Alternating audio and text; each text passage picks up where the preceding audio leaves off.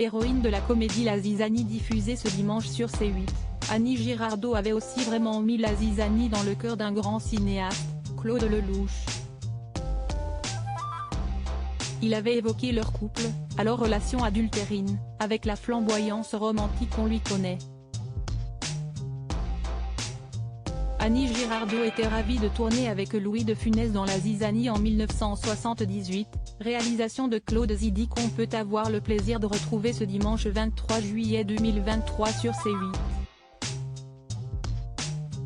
Les deux comédiens rêvaient de tourner ensemble et leur complicité fait mouche sur les écrans.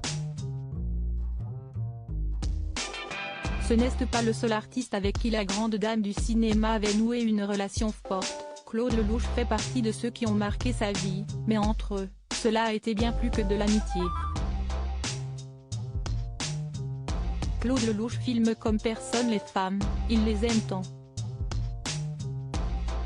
Aujourd'hui marié à la romancière Valérie Perrin, après une noce remplie de stars, le cinéaste a connu plusieurs idylles avec des actrices telles que Evelyne Bouix, Alessandra Martin ou bien Annie Girardot. Dans son livre Ces années-là, édition Fayard, celui qui est père de 7 enfants de 5 femmes différentes avait ainsi confié sur sa relation avec l'actrice, c'était magique. Elle est la première femme mûre que j'ai rencontrée. Cette histoire a été intense et échevelée, on s'est aimé follement entre deux portes, entre deux avions, entre deux hôtels. On se levait dans la transgression la plus aboutie. Annie était mariée, ma femme enceinte. On vivait dangereusement. Ils se sont tant aimés. Annie et Claude se sont rencontrés en 1956, sur le tournage de L'Homme aux clés d'or. À l'époque, Lelouch n'était qu'assistant réalisateur et au service de l'actrice.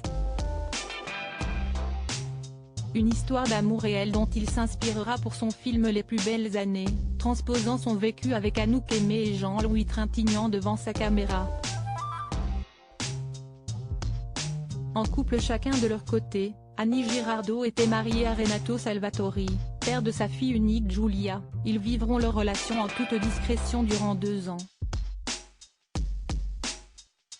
En 2011, la comédienne s'est étalée et parmi les nombreuses images qu'il nous reste de cette grande comédienne, il y a ses larmes, véridiques, sur scène lors de la cérémonie des Césars. Elle venait de recevoir le trophée pour sa performance dans Les Misérables, très touchée d'avoir de nouveau retrouvé les projecteurs d'un cinéma français qui lui avait tant manqué. Un rôle que lui avait offert Claude Lelouch.